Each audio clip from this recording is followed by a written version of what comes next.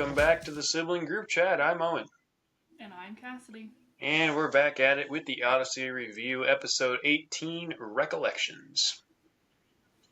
Yes, good job for knowing what number episode we were on. Yes, we're reviewing episode 19, Recollections. And this originally aired on March 26th, 1988. And it is a part of album number 1, The Adventure Begins.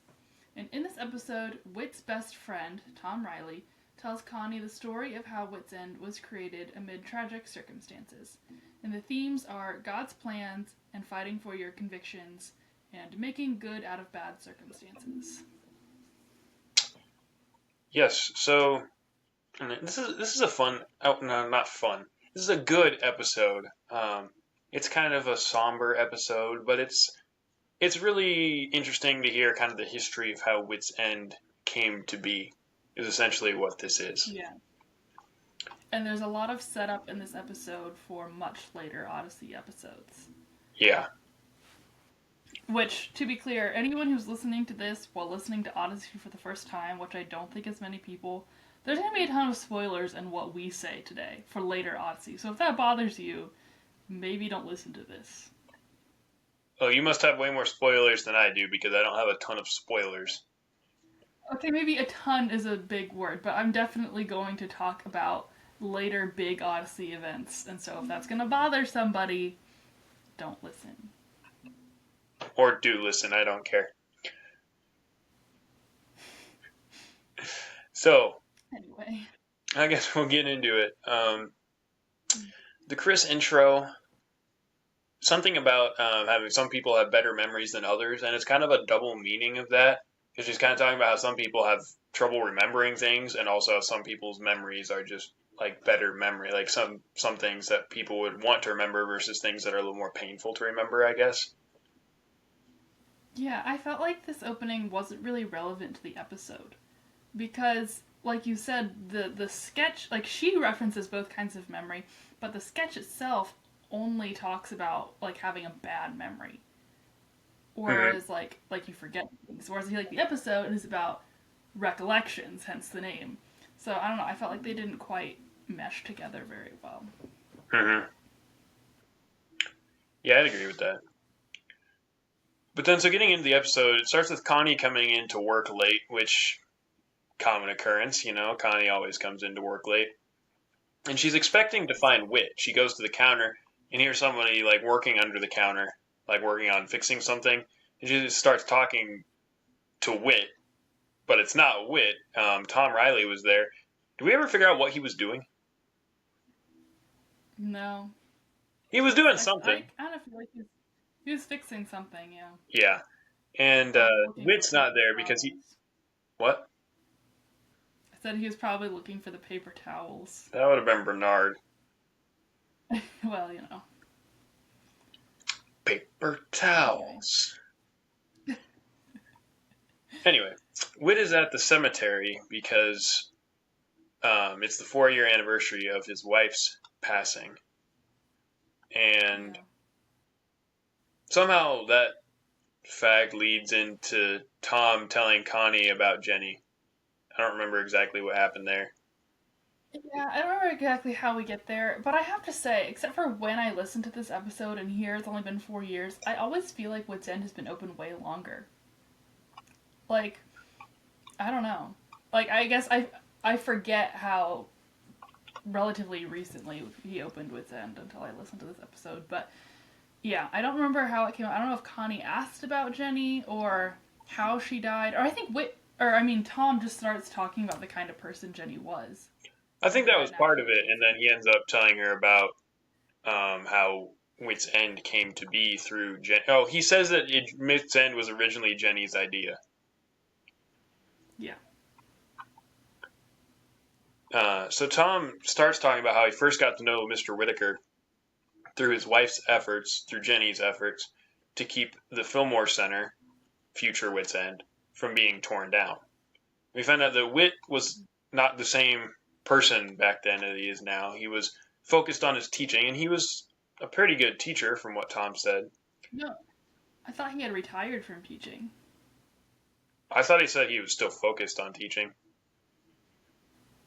No, I thought it said he had recently retired, I don't know. but I don't know. Tom said that when he was on the city council board, they had just given him a reward. True, but I still am pretty sure they said he had retired. But regardless, he'd been a junior high teacher for almost 13 years. That would tire anybody out. Yeah. And through this, the story is talking about Jenny. Uh, oh, through this story, we learn about Mr. Whitaker's wife, what Wit was like before Wit's End, and we learn about City Councilman Philip Glossman, and a little bit He about was a Tom Riley. grimy one. Yeah. So Glossman is the main force in the story behind trying to get the Fillmore Center torn down, and he wants to sell the land. He wants to sell it to the Webster Development Company or something like that. And I'm pretty sure the Webster Development Company is mentioned again later, right? I believe so, yes. It's actually, you're okay with me giving spoilers, right? Yeah, you already said you were going to. Yeah, I said I was going to. Yeah, it's actually Dr. Blackguard. Well, yes, he's not personally a company though. No, it's not personally him, but he's the one behind it because he's trying to get a hold of this building. Mm-hmm. Uh, so Jenny Whitaker was testifying and trying to give them reasons why they should keep the building and remodel it to keep it a recreation center, mainly for the kids. Uh, in a recess of the council meeting, Jenny Whitaker was talking to Mr. Wait, Whitaker. can we pause? Because there's a few things I want to talk about that I think happened before the recess. Um, Glossman is he's trying to prove that she doesn't have a case. He says this is not the oldest building in town and it has no historic value. And so I feel like obviously this is the first episode talking about this, so they hadn't created all the lore behind Wit's End. But we later find out that Wit's End was a church and an old house and No, it was built to look like the house. It wasn't the house. Oh, that's true. But it was a church. Yeah. Yeah, anyway, I feel like for as long as this building has been here, there should be some historic value. I'm willing to accept that it's not the oldest building in town, but I feel like it should be have some historic value. I don't know. The main part of it also burned down, so That's true. So maybe it just doesn't have enough of the old building, but yeah, we do know that from later. I don't know. I felt like it should have some historic value. He says it has none whatsoever, and I think one could argue that it has at least a little bit of historic value. probably. Anyway, yeah, we can move on to the recess. In this recess, Jenny is telling Wit that she was hoping that the sheriff would show up. He was going to testify about prevention of juvenile delinquency. And the sheriff doesn't show up, but instead, not an officer, but a cadet. Cadet David Harley came to testify because the sheriff couldn't make it. I didn't remember that David Harley was in this episode. Me neither. I was thinking that too. I was like, I completely forgot that he was here. But, yeah, there he is. Also, the sheriff who was supposed to come was Sheriff Moorhead. And that is the last name of Craig in The Life of the Party, the boy who tells jokes all the time. His last name is Moorhead. Okay. And? That was funny. Good for you. I thought it was funny that they were reusing that last name. Yeah, okay. So, after the recess, I just had to know, David Harley is just as clueless as ever. He does not help the case at all after the recess. He talks about how the majority of juvenile delinquents are kids between the ages of 5 and 19, I think he says. Yeah, it's a really deep thought there. Mm-hmm, for sure. Anyway. Sorry, not to interrupt you again, but a few more things we need to talk about from that recess that set up for things later. Jenny is tired, and apparently she's had a sore throat for a month. And also, Whit kind of doesn't really get why she wants to keep this. Like, he understands her point, but he also kind of agrees with the council that, like, maybe with we need to let Glossman. it go. Yeah. And he also says he was a businessman once. I'm pretty sure he still is. Well, I don't know if he was at the time. Maybe not, but I don't know. He might have Those are still all been on my the things. board at the Universal Press, but I don't think he was actively That's true. in business ventures. No, that's true. So yeah, bottom line of this meeting is that Glossman doesn't want to keep the building. The Webster development firm had put in an offer for the land, and then but before they were able to make any decisions, Jenny fainted in the meeting. Yep. And next we find out is that she's in the hospital and that she'd had a strep infection. It ended up settling in her kidneys, and it had gone so far that there was too much damage and there was nothing that they could do to help her, and that she was going to die. Yeah. This is all, like, I get that this is just one episode, so they gotta keep it short, but this is all very sudden, and it kind of makes strep seem way scarier than I kind of feel like it is. Like, I guess it can become scary, but they explained that it had gone too far. Like if you treat it when you're supposed to, it's not a problem. Is explained, and also can I you don't think it's imagine sudden because we're hearing a story that starts the day that she fainted and died. Yeah, I know. And I mean, it was a partially Can you sudden anyway. Yeah, it's unexpected because they didn't really know it was that serious, and then she dies. Mm-hmm. Can you imagine having strep for a month and not doing anything about it? Like, strep is painful. She But was a determined whatever. woman. Maybe she has a high pain tolerance. Maybe. Yeah, so out of respect for Jenny, the city council put off the decision about the Fillmore Recreation Center. Oh, wait. Pause. We gotta go back to the sad deathbed scene. Because, Whit and Jenny are talking like it's her last moments. She's reminiscing about when their kids were little. And then her last words are, "I love you, John." And no one else ever calls him John. Yeah, they usually call him John Sad. Avery. Yeah, his parents call him John Avery. His friends call him Whit. Actually, Tom calls him John Avery sometimes. You're gonna say there's too. He's definitely other calling him people who out. call him John Avery. Yeah. But, I don't know. It's a sweet, sad scene. Yeah. Alright, but anyway, yes, because she dies, they wait a month to determine what they're going to do with the building. Yes. And then so, as Tom is telling this story to Connie, so occasionally we pull back out to the story. And so this is Tom's telling Connie, so after a month, they went to go talk, him and Cadet Harley went to go talk to Whit. And he said, and it was not the warmest welcome I've ever had. So they went to go talk to Whit at Whit's house. And apparently nobody really saw Whit. After, like, Whit pretty much kept to himself after that, which is understandable. Yeah. But And Tom... when they get there, it's here now that we really do realize that Tom and Whit weren't friends at this time, which Tom had already kind of told us, but they greet each other at the door as Mr. Whitaker and Councilman Riley, which is just, like, feels really weird when you later know how close of friends they are. Mm-hmm. Yeah. It's just, before we keep moving on the story, is it at all odd that Tom Riley and Philip Glossman have both been on the board from, like, the beginning of Odyssey to, like, ever? A little bit, but I guess maybe their terms, like, they're allowed to be on as many times as they want. I guess, because And I feel I don't think as much time passes as we sometimes feel like it does. okay, but it's been at least 4 years since the story is telling, and he's on the board until he becomes mayor, right? Yeah. And Glossman is there until... Not many people want to be involved in politics.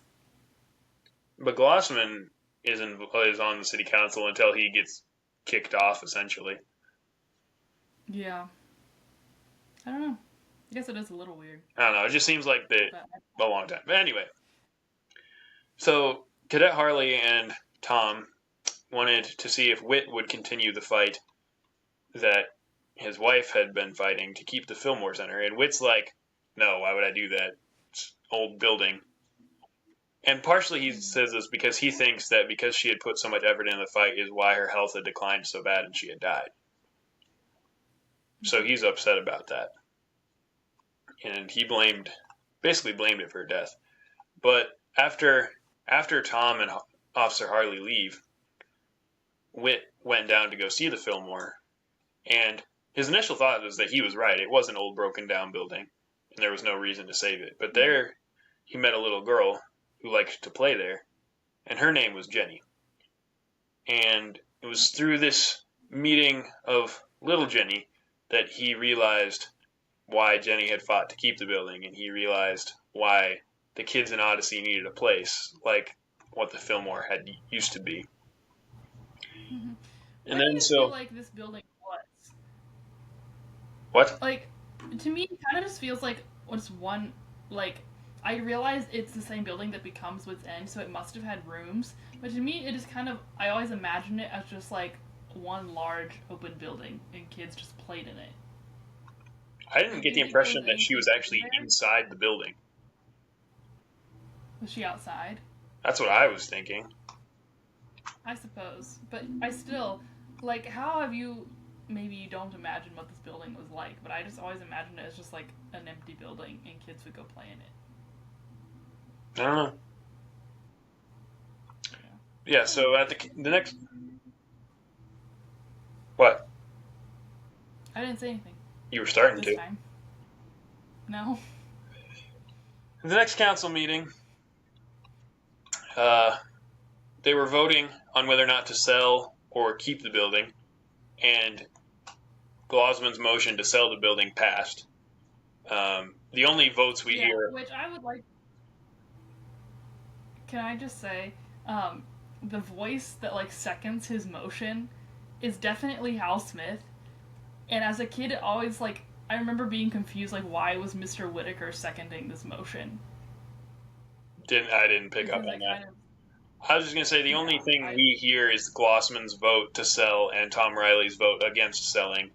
And then after his motion passes, Glossman starts another motion to sell the building to the Webster, saying that there are no other bidders. But before they can vote on that, Mr. Whitaker comes in and says, "Who says there are no other bidders?" Yeah. Which I'd like to know, why wasn't he already in there? Like, was he just trying to make a dramatic entrance? He was waiting. Making last minute phone calls? I think what they're trying to set up is that he had just got there. Like, he had just got the go ahead to purchase the land. I suppose that's the only logical explanation, I guess. But no, he was actually standing on the outside of the door waiting for the perfect moment so he could come in and say, "Who says there are no other bidders?" Mr. Whitaker's actually a bit of a drama queen, and he needed a dramatic entrance. Right. He says, "I represent the Universal Press Foundation of Chicago. I have been something or other to purchase the Fillmore Recreation Center and its adjoining land." It's a key point. He was told to purchase the land. Which apparently he didn't do. I guess not. Later in Odyssey, he didn't own the land. Do you think, I know what actually happened is they just forgot what they had said earlier, but if we want to try to make this make sense, do you think that Glossman and, the creating of the contract somehow managed to make it so that he wasn't buying the land and nobody caught it, so then Blackguard could use that against him later? No, because then Whit wouldn't know that he didn't own the land. Maybe it was just some sneaky wording or some fine print that he never noticed. But yeah, I get what you're saying. He knows he doesn't own the land. That is after Blackguard's there the first time, though. Yeah, but the first time Blackguard comes, we don't see him trying to actually get the building itself. Yeah. I don't know. I don't think so. I think it's just a slip-up. Yeah, that they ended up using as a plot point later. Yeah. Or it could be something more along the lines of Mr. Whitaker has more of a like maybe Mr. Whitaker is a part personal owner of the actual building, whereas the Universal Press actually owns the land. Maybe. Who I knows? don't know. Regardless, I think it was just a slip up. Yeah. The Universal Press Foundation's offer is $500,000 more than Webster's, by the way. Yeah. And Hmm. the press was going to make the building into Wits End, a place for kids to be kids. A place where kids of all ages can just be kids. Yes. And that's about the end of the recollection. We go back to Tom Yeah. talking. Um, Wit says that points out that Glossman shouldn't care what happens to the building as long as it gets sold because the town is going to make more money this way. But we know later why Glossman cares because he was trying to get the building for Dr. Blackguard. Yes. John Avery, or Tom Riley is telling Connie after the story that Mr. Whitaker, John Avery, is the chairman of the board at the Universal Press, and that he hasn't made a profit off of Wits End. Right. Yeah, so he runs it all and doesn't make a cent. I mean, I think he probably gets like a base salary for him to keep surviving, but I don't know. We get the impression from later that he's a pretty rich guy. So that's I kind of feel true. like he's just living off of his wealth. He's Yeah, also at retirement age. that's true. He was So if he's retired, I making a think. lot So. of money, yeah, he had made a lot of money earlier in life, and so he's probably living off of a hefty retirement fund or something. That would make sense. You're probably right. And he might, yeah, he might also still be making money from the encyclopedias or something. Yeah, and then so yeah, that's Wit comes back into Wit's End, and then Connie just is like, "You're an incredible man, Mr. Whitaker." Yeah, which is just. Well, it's weird for him because he doesn't know what's been going on, but it's weird for us because Connie never calls him Mr. Whitaker. Uh huh. And then yeah, so Wit is confused, and he asks Tom what that was all about, and what did Tom say? She's just being a teenager, I guess. Yeah, that's what it was. And yeah, that's the end of the episode. Yeah, I just noted at the end of my notes, I just like Glossman, while maybe not intended in this episode, it's it's fairly clear from later probably that he wanted the land for Blackguard related reasons, right? Correct. Yeah. We don't know that now. The writers probably didn't even know that now, but they set it up well to use it later. Yes. Yeah. Did Yeah. you notice that we had no Chris wrap up? No, we didn't. Like the episode ended, Chris read the credits, and that was it. Yeah, it was almost as if they ran out of time because there was just like the theme started playing as the episode was ending. Yeah. I think it was just a longer episode and it needed to all be there. But it also there wasn't a whole lot of spiritual lesson in this. Like you could find spiritual lessons in this, but it was more of an Odyssey history kind of an episode. Yeah. Yeah. I had a few other points randomly throughout that I want to point out. Let me find them. Oh, Tom's. So when Tom and Cadet Harley go to talk to Wit, Cadet Harley says he used to play at the Fillmore Recreation Center, and Tom says that his father helped build the center. Mm-hmm. Which, if we know from later that it was already an existing building, that's contradictory. What's contradictory? You know, it was already a building, so he didn't help build it. You mean it was already a building? It was the building from the church. Burned down. Right, I always forget about that. So I suppose he repaired what was left and built around it. I just always get the feeling that there was more left there than not because there's the servant staircase and there's a tower and there's basement rooms. I don't know. Me neither. Whatever. Maybe it was just like the shell burnt. I don't know. I don't know. I'm pretty sure Some of... in the episode where they find the organ room, it says that the steeple is the only part that didn't burn down, or the tower is what is now within. Oh, yeah, you might be right. But then there's a servant staircase in there somewhere, too, which Yeah, but doesn't lead to the tower, it leads to his office. that was from it being built to look like the Tate House. Yeah. I don't know. We need to create like a timeline of the history of the building I that it's bet you now in. somebody's already done that. Someone probably has. Someone who's listening to us that you're a big Odyssey nerd, please give us the link to your timeline so we can read it and know But what yeah, we're I talking think, about. think that about does it for this episode. Do you have other thoughts? Just a random timeline thing.